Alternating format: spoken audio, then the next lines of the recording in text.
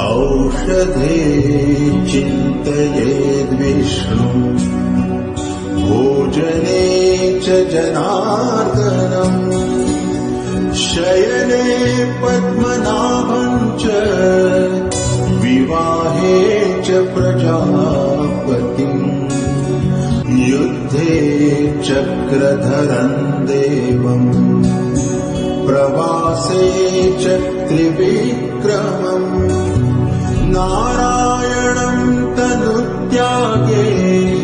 श्रीधरम् प्रियसङ्गमे दुःस्वप्ने स्मर गोविन्दम् सङ्कटे मधुसूदनम् कानने नारसिंहम् च पावके जलशायिनम् जलमध्ये वराहम् च पर्वते रघुनन्दनम्